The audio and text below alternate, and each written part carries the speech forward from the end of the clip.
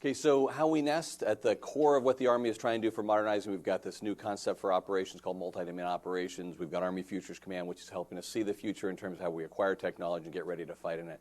But at the core of everything that we do as an Army is our people, because we uniquely put technology on people. We don't put people in technology. And the Chief and the Secretary have made people their priority in terms of how we're moving forward as an Army. The Chief has repeatedly said what we need to have is a 21st century talent management system powered by information technology. Okay, so what does that mean as a sort of philosophical approach in terms of where the tensions exist?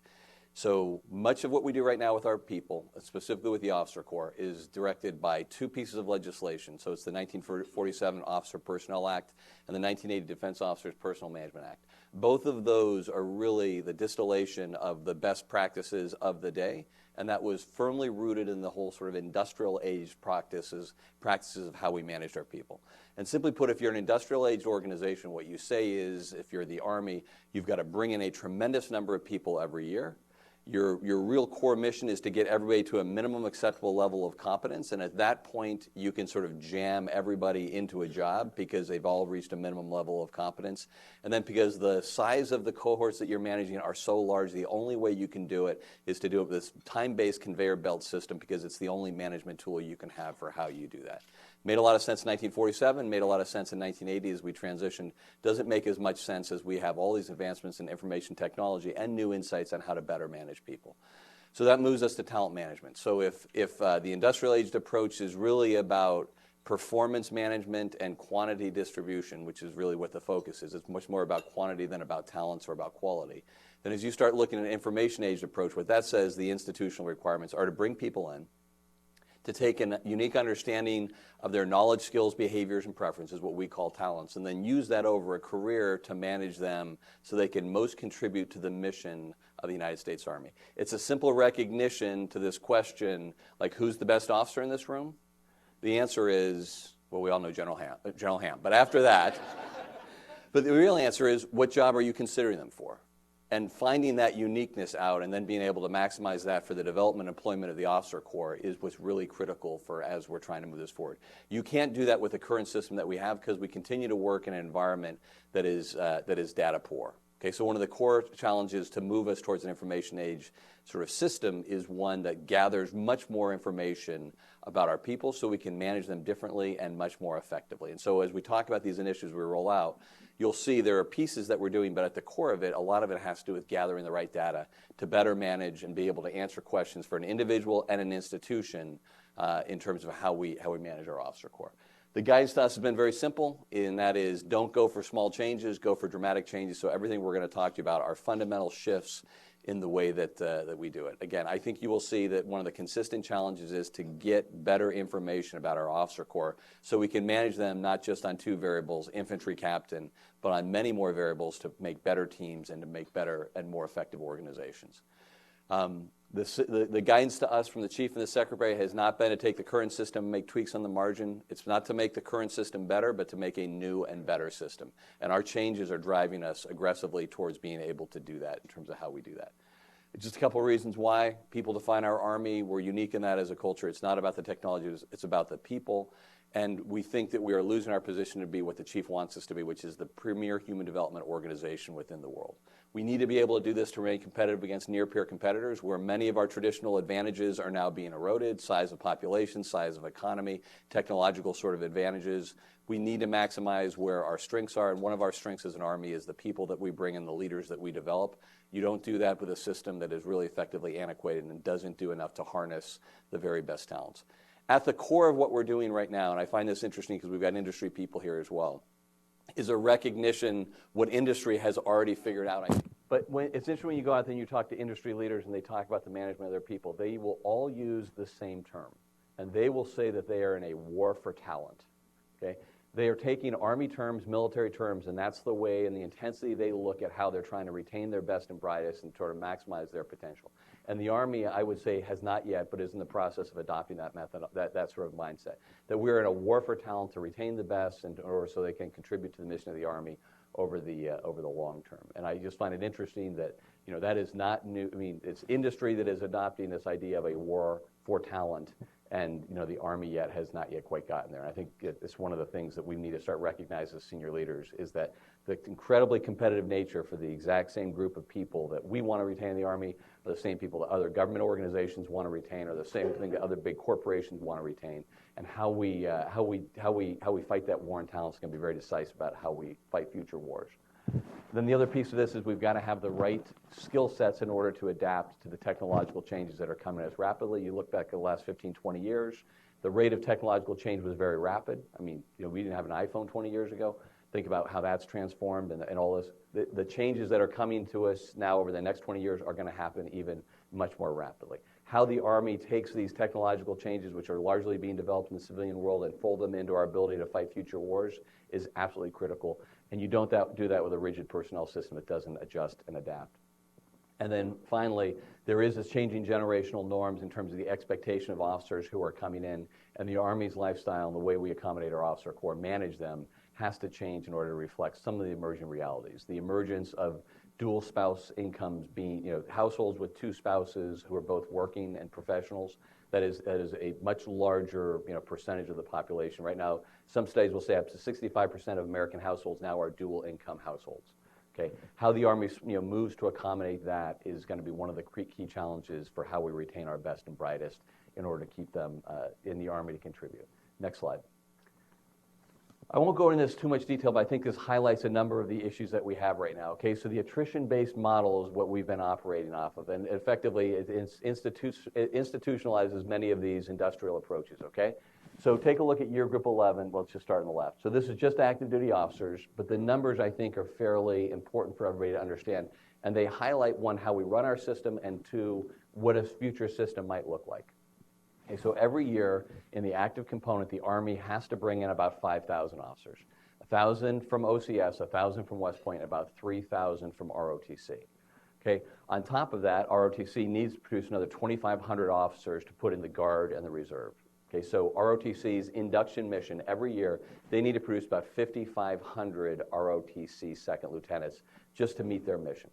Okay, we do that because we really don't have any idea of what we're going to have in terms of retention rates to year 11 when we're looking at majors. Okay, and we sort of said if we just bring in enough people, we can be somewhat selective when we actually get to year 11, and we can run an 80% selection rate. And as long as we've got an 80% selection rate to make major, we're okay.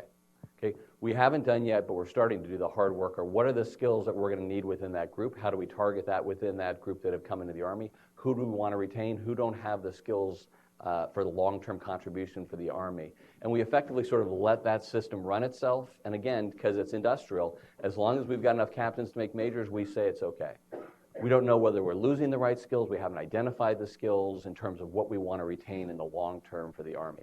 That is now all possible as we start moving to a data-rich environment. We have better visibility of our officers about who are those within our ranks who have the skills that are going to be able to contribute in the future, and who are those who probably don't, and they need to go off and do something else. Again, most companies don't manage their people this way. They don't have some don't have as large the numbers. But the degree with which we just sort of let this system run itself is something that I think is badly in need of change. So we need to start doing some things in the beginning to shape how we bring in our officers and those who will retain for a longer career. The other piece I just like to highlight is no matter what system we create, I think at the end of it, what we're going to want to really focus on is the creation of some diversely talented and highly skilled colonels at that rank. Why colonel, not general? One, because generals aren't that many. Two, colonels now with the ability that Congress gives you, they can retain now to 40 years time of service. That's a new authorization that's been given us. So you've got the ability to have them stay in positions and contribute longer to the mission. As most of us know who've served in these big staff, colonels are sort of the workhorses for all the large staffs, the Army staff, the Joint Staff, OSD. They're the ones who do this. And so, I think a future system really needs to be optimized in creating those 450 colonels every year. And then from that, you're going to get good general officers if you've done the selection to colonel appropriately. Next slide. So this has been our set sort of overall approach. How do we get from where we are today to where we want to be? Okay, and so what we sought out to do is we sought on the left-hand side to describe the current system as it exists today. You'll see that it is got a number of strengths. It is the very best industrial age practice in terms of management of people that I have ever seen, certainly at this scale, but it's got some gaps that have been identified over time. If you look at the right-hand side and you start talking about an information age system, you see at the core what we're talking about is much more flexibility in terms of career paths. And then as you start looking at the three pillars that are underneath this, we talk about management, organization, and process. So management is about how we manage the officer corps. I think we're going to hit that very heavily with how we look at the Army talent alignment process, which I'll give you some more details on. I think we need to start working on greater organizational alignment, because if you look at who is in charge of managing the strategic direction of the officer corps of the United States Army, you'll find out that that authority and the different organizations are disaggregated across the entire Army staff and the Army organization, and it goes from the G3 of the Army to the CAC commander, and it goes to the HRC commander and G1.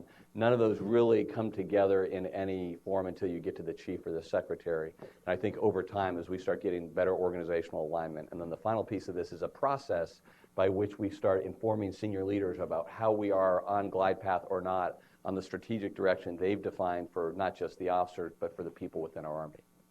And our new Chief of Staff of the Army, General McConville, has started having a regular meeting, a monthly meeting to him that he calls All Things People, in which we come together and we talk about the people enterprise within the Army so he can make sure that his guidance is being followed, and we can talk about different directions, and we can give him an azimuth check on a monthly basis in terms of where we're going with what he says is his priority in terms of his focus on people. So already making changes in that Army and within the Army staff in terms of being able to put that spotlight into how we're managing our people. So in the middle there, you'll see if you go down further, we start talking about what are the other qualities we want to have.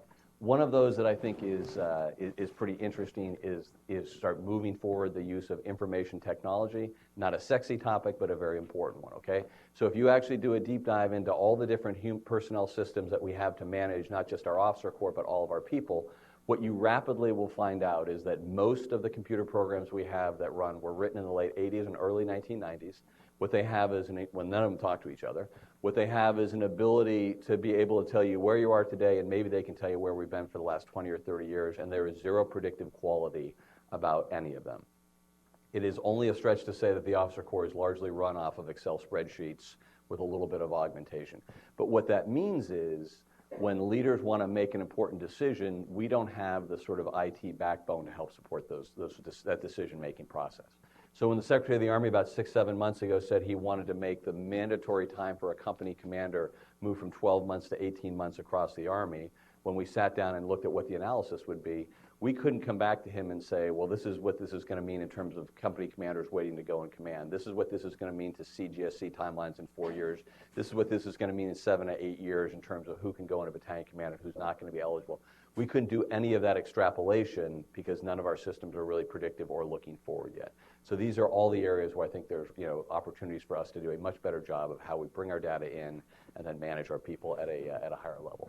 So we've been told by the Chief and the Secretary that we were supposed to find subgroups of the officer population. We're supposed to run pilots and prototypes on them, and then rapidly scale them if they're successful to adoption across the entire officer corps. And so we've really looked at 4 pillars.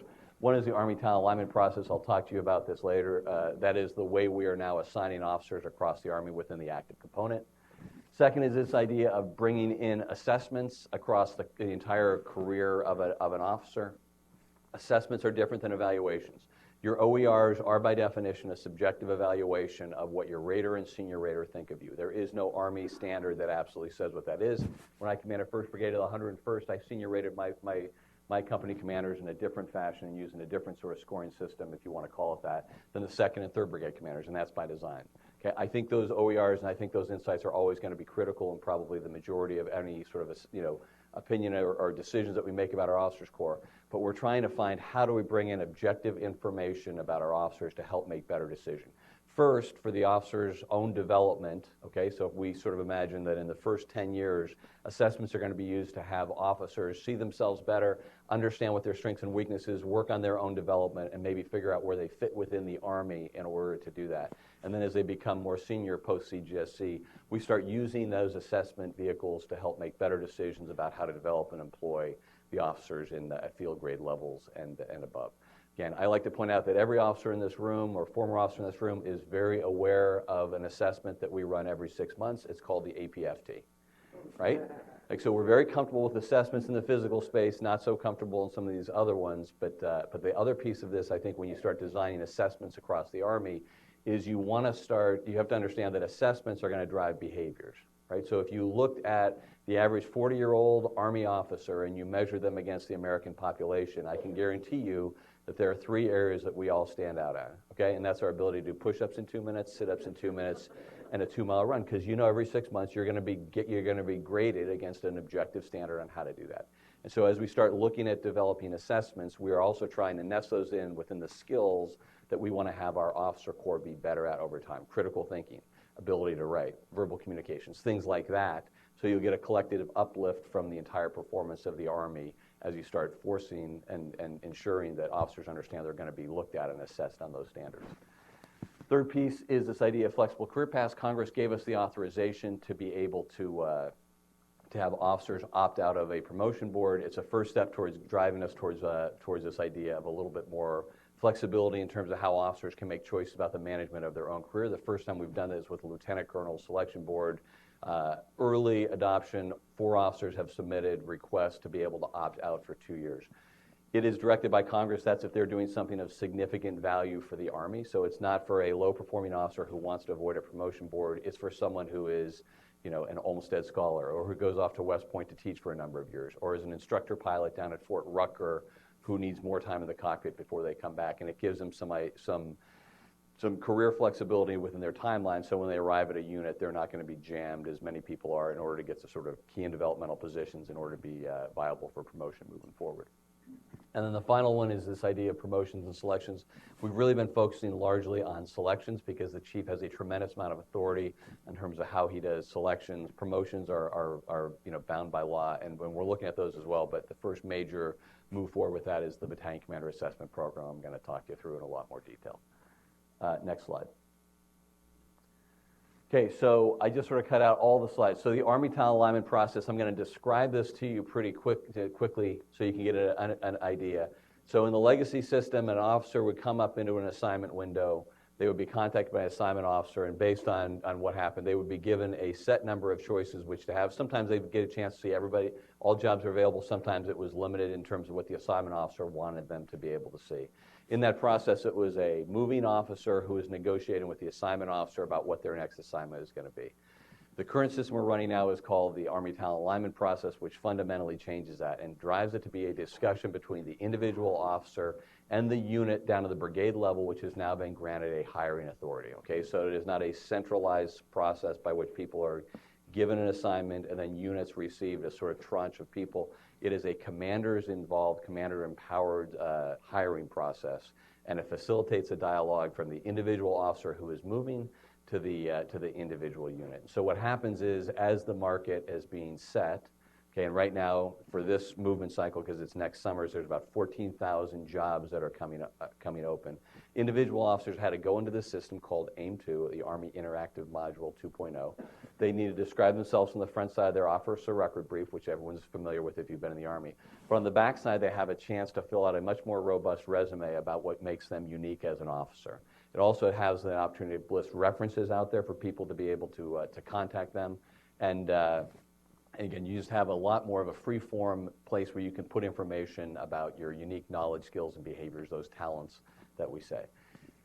Individual units now have to go in and describe their openings within their positions, first in the standard duty description, but then also with the knowledge, skills, and behaviors that you want to have within each position. So we now start having an inventory of what skills we want to have. We think that is going to change over time based on position. And now that the market is open, as an individual moving officer, when you go in, you can see every job that you are available for across the entire Army.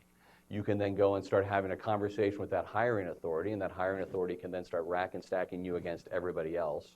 And when the market closes at the end of November, what's going to happen is individual officers will have had to list their preferences, and they can go as deep as they want to. We recommend officers to go very, very deeply, and they list from 1 to 120 what jobs they wish to have. And then units have a responsibility to develop their own hiring slates, and they should go deeply as well. When the market closes and that process is done, we will then run through a process that is based on preference. It's modeled after the medical school matching model, a 2012 Nobel Prize algorithm that was written by a mathematician. that is preference-based of the individual first and then preference-based of the unit second. And so all of a sudden this then goes down and we start finding matches. The basic tenet is that if an individual and a unit agree on a one-to-one match, no one's going to break that. No one's going to hop in the middle of that unless the individual is not qualified to go in that position, or if there is a exceptional family member program issue or a Merit Armies couple program, all of which we're trying to get ahead of to making sure that that doesn't disrupt it. At the end, we'll get the hiring slate, and that will be what comes out. We're also going to do a pause after we run this and we find out what the slating is to make sure we're going to do some analysis on to make sure we don't have any negative effects in an unintended way as we have done this. The interesting thing that this has developed, though, is a fundamentally different way of hiring and the way the Army assigns people. And so now all of a sudden, individual officers have much greater ownership of the process. They need to get out there and start talking to people. And what we're finding anecdotally is that it is driving a much more active conversation with individual moving officers and their mentors in terms of, hey, all these jobs are now available to me. I don't have 5 choices. I've got 150. Which ones do you think you should, which ones do you think I'm best qualified for? On the unit level, units have, visibility on everybody who's moving, and then they're being very active in terms of how they're engaging with people, running hiring boards and interview panels. I think of note, although the market's been only open for about a month now, we have put in and we have gotten submitted more than 700,000 officer preferences, across the Army. Okay, so if every officer preferred every job and went right down the slate and did everything, the max number we could have is 1.2 million, and we already have, before the market's closed, 700,000 preferences. Okay, so all the information that we're gathering from this is going to be absolutely critical, because now all of a sudden we're going to have an idea of all sorts of information we never had about our officer, and we can now manage them better, because this becomes a repository of much of that information and assisting us moving into this data-rich environment. All sorts of gains. Officers gain transparency and individual preference.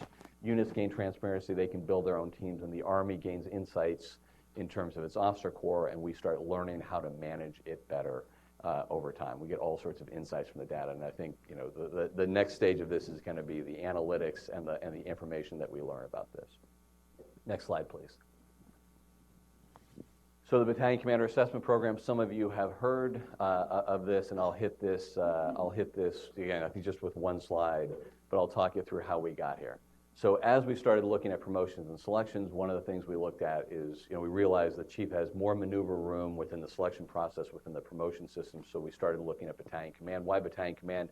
Because General McConville will say that Battalion Command is one of the most important decisions that the Army makes. It has an outsized role in terms of the Army's accomplishment of its mission. It has an outsized role in the retention of the best soldiers, non-commissioned officers, and officers within our formations. And it's an absolutely critical decision that the Army makes. But when we did an analysis of how the Army had been making this with a legacy system, what we realized is that a standard board spends about 1 to 2 minutes taking a look at an officer's file. They give them a grade, and then they move on to the next piece. We further sort of analyzed how much information is actually reviewed in an OER, and the fact of the matter is within that OER 2 pages, what's really looked at is the block check in the first and last sentence. And so we quickly figured is that there is generally more information contained in a tweet than relevant information contained in an OER to determine whether you're going to be promoted or selected. And so the question really was, is this the very best way we can do this? And I think the chief started realizing that in his assessment, that we spend more time doing assessments and selections for Ranger privates than we do battalion commanders within our Army. And he said, let's see if we can do a different way. So in June and July, we took a control group of alternate list selectees for battalion command and brought them down to Fort Benning, and one group in June, one group in July. So it was infantry and armor alternate selection list for battalion command. And we ran them through a 5-day process. It's going to be a little different than the one we executed. But what we found is we got dramatically different results. And I can go into those more detailed ones. So a number flat out failed, or didn't fail, but they were just deemed not the right people to put into command. And we also saw significant reordering of the order of merit list when we added all this other information. So what's now has happened in terms of, and what's going to happen is, with the September Lieutenant Colonel's selection board for battalion commander, that board met. There were 1,900 lieutenant colonels who were eligible, and 1,135 opted in to compete for battalion command. That board met, and they went from 1 to 1,135 in terms of a straight rank ordering of them.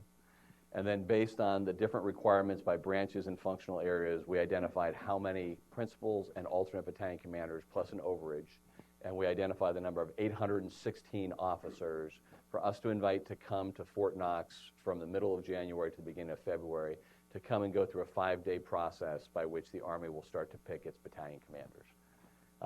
Again, 15 January to 9 November, we're going to execute this. 816 officers selected to attend. Some will come and some will be decided not to be selected for. And so let me talk through what that process is going to be. So officers are going to show up and they're going to go through a height weight test. Okay, so they're going to take an APFT, and that APFT is going to be a scored event, obviously, and we're going to use that score. They're then going to go through a series of psychological assessments. They're going to take a cognitive, non-cognitive assessment. They're going to take a writing diagnostic test, both computer-based and then a writing sample. Okay, at the end of that process, as they go through that, they're then going to go through a panel interview process, but it's a panel interview process that's a little bit different, and it is a blind panel interview process. Okay, so we're trying to eliminate the biases that exist within the nature of the interviewing process. And so what will happen is a candidate will show up, report into a room, and he'll report behind a screen. On the other side of the screen, you'll have a 2-star general, 2 1-star generals, and 2 former brigade commanders. They will ask a series of behavioral-based questions, and they'll be the same across the different panels, which will start to elicit sort of information about the officer. I failed to mention one other critical piece. We have sought out to bring in peer and subordinate information about the officer candidates, about the candidates for battalion command. Okay, and so in the largest attempt by the Army to ever do this, about 3 weeks ago, we sent out 26,000 surveys across the Army to peers and subordinates of the candidates saying, you worked with Major Smith, tell us how he was as a subordinate, tell us how he was as a peer. And we're bringing that information and folding that into the entire process in terms of gaining the insight on the officer. So at the end of this panel, and so just so if you want to look at how much the force has really bought into it, so we sent out 26,000, about 2,500 were like, hey, I don't know this person, I can't fill this out. But of those who actually said they knew him, we've already had a 50% participation rate for the survey, which if anyone has done surveys, that's a really high participation rate. We've still got another 10 days or so before it's supposed to be closed out. So at the end of this process, the panel that is meeting there is going to finish the interview with the candidate, and then they're going to make a simple, should this officer go into command or not? And that's going to be the process. At the end of that, so you'll see that, and then if the person passes the BCAP, what happens is we then reestablish the OML. OML is going to be reestablished on 5 different factors. So one is past performance. So your OERs do matter, and that is being brought forward as part of your score. So how you actually rank based on the centralized selection board. Physical fitness is measured by the APFT, written communications, your assessment of potential based on cognitive, non-cognitive assessments, and then your verbal communication as judged by your panel interview. That's going to reorder the OML. We give that OML then to HRC, and then they decide, and then they'll establish who gets the cutoff for being a principal battalion commander and who is an alternate. So again, a fundamentally different way for us to go through the selection process for battalion command. We think at the end of this that the sort of key is that more relevant information leads to better decisions, and I think this helps eliminate many of the blind spots of the legacy system that we've used to pick battalion commanders. Next slide. Why is this important? I think we've already talked about the importance of battalion command, and I think most people understand it. I think it drives positive behaviors. It will screen out those who we determine to be unfit for command. Based on the prototype that we ran, there were really a couple main reasons. Some just couldn't pass height weight test. Okay, that's sort of on them. Some were deemed not to be cognitively capable of being able to handle the responsibilities at that level, and we identified at least one leader who was identified as a toxic leader who should be put in charge of a formation based on multiple different sort of feeds of information. And then at the end of this, I think we're going to have a whole lot more information by which we can better manage this important cohort of officers as we move forward. Next slide. I think that's it. So that is as quick as I can present that. Normally I take a lot longer.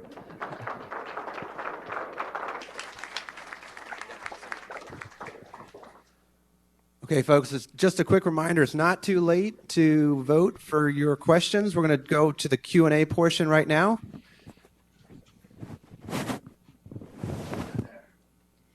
Okay, so to get to the questions again, it's www.ausa.org/Q&A, and you have an opportunity to vote for questions and upvote them in the order here.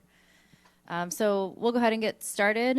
General McGee, your first question is how is the Army's talent alignment process accounting for dual military officers? Specifically, how will the marketplace help assign officers together if they are not in the same marketplace cycle?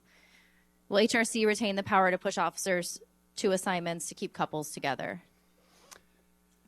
So, what you're talking about is the Married Armies Couple Program, which is still in effect, and HRC is still the oversee of executing that. And so HRC will have to, help shape preferences and how officers shape those preferences in the very beginning of the process. But we're still, that program still exists. They still receive preference, and it will be worked in a different manner than it was because the system's different. But the priority is still to try to get Married Armies couples together. Okay, sir, the next question we're seeing is most popular. How do we better understand what talent is leaving our Army? So it's a great question. And I think, we have already done a pretty good job of starting to harvest that information. And now we've got to start doing the analysis for that. So I think in terms of talents leaving the Army, first off, I think we as an Army need to figure out what are those talents that we actually want to have within the Army for the long term. And then I think we've got enough assessment vehicles built into how we're already looking at certainly the officers that we're bringing in right now. So I know most people aren't tracking, but officers now, whether they come from ROTC or OCS or West Point, go through this process called talent-based branching, where we do a number of assessments on them. We use that to help them make their selections for which branch they're going to go into. We now have got that database of information. I think we can use that, plus other assessments we run at the basic course, the Captain's Career Course, to figure out what are those talents that we want to have, who are the officers that have it, and how we can do a better job of identifying them within our formations, and then managing them, and then retaining them. Thank you, sir. Next question, does the Army's talent management system incorporate the civilian workforce? If not, will it in the future? So it will over time. So right now, with conjunct with AUSA, the first ever Army People Strategy was unveiled by the Chief and the Secretary. Dr. Rudinsky was the hand that was actually working this and putting this all together. So we have a coherent strategy. The guidance to us has been to first start with the Officer Corps. We've recently received guidance to start working with the Non-Commissioned Officer Corps, and then this will all inform the effort in parallel that is being done for how we start looking at the management of the civilian cohort within our Army as well. So I think they're all complementary. Sir, do you see an increased opportunity for nepotism, which would not necessarily be bad, a commander being able to select somebody they know and trust that should be a good thing, but it doesn't mean then that the best talent is getting the best position? What measures are being put into place to prevent this? Yeah, so it's a really interesting question, and it's one that comes up all the time, and it's one that we spend a fair amount of time looking at. So you've got to unpack this a little bit. So let's talk about the current system or the legacy system that we've done. Okay, so who knows whether nepotism exists within the current system or not? The answer is we don't know, right? It's all done through this BNR process, by name request. Senior leaders request people. There's no record of these things. We don't know actually who hired what. We don't know the sort of history of what that came out. And that's worked okay, but it has served as a de facto black market to the entire assignment process that has been operating for years and years. Now all of a sudden we've got a transparent system that allows people to see who the hirings are, who people hire and what those relationships are. There's another piece of this that makes it a little bit problematic, because if you look at all these things, you've got really two decisions that you need to make. So one is, do you want to regulate these sort of issues within the marketplace? Or two, do you want to just be able to illuminate them and make sure that we've got visibility on these? And with nepotism, when you take it to the next level, like what is actually nepotism? So we don't have a definition within the Army. So if I've worked for General Pyatt once before in the last 10 years and he wants me to work for him again, is that nepotism? Or is it only nepotism when I've only worked for General Pyatt for the last 10 years? And then, how much do you actually want to try to regulate that and establish a series of rules? And so in this, what we said was a couple things. One, we're going to trust commanders, because we're going to empower the commanders with the authority to do this hiring, and we're going to trust them to do this responsibly. And we specifically have called out in the execution order for this that commanders are going to be, looked at and evaluated based on how they conduct their hiring practices. But we decided we didn't want to regulate this for the first one, and then we're going to run the data and we're going to see whether this is driving us to have a heavily nepotistic hiring process or not. I tend to think it will not.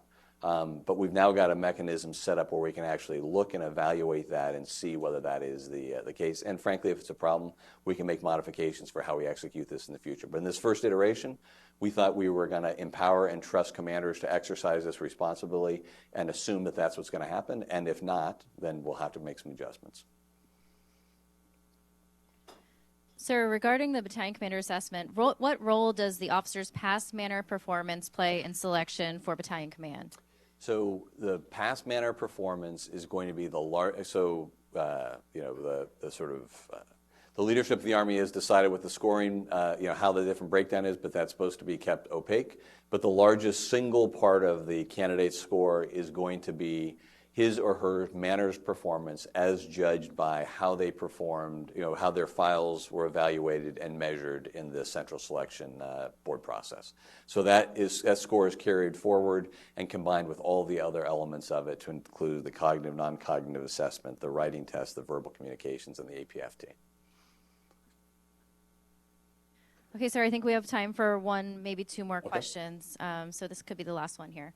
With the ability for officers to potentially serve for much longer at their current rank, as well as the option to opt out of promotions, how will we ensure the promotion opportunity rates aren't hindered? So that's a great question. And I mean, all of these things become, the downstream effect. And frankly, we're trying to figure out what that right balance is. I mean, what happens when you start letting officers opt early into promotions? What happens when you let officers stay in longer, and how you manage that? We don't have a firm answer on that yet, but certainly all of these things are going to be related. If you keep a major for a longer period of time, that means one less captain you're going to be able to make in its most simplistic.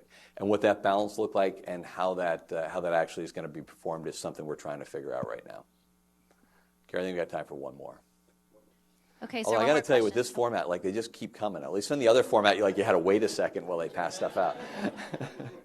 That's good, sir. We get to answer It's like heavy suppressive fire coming from one location. Sir, so this is one question we see a lot too. What efforts are made to ensure the Army National Guard is included in the momentum behind Army talent management? So, we have reached out to Army, Guard, and Reserve leadership, asked them to participate. We've got one National Guard officer on our team, and we have 2 Reserve officers, and we've been told that there are going to be more coming our way to help us see this. I think, within each of those components, they manage their officer corps a little bit differently, and so I think a lot of these things can't be a direct lift, but I think the concepts and the principles certainly could be, and I know there's a lot of interest from both the Guard and Reserve to start moving this into their components. Okay. Sure.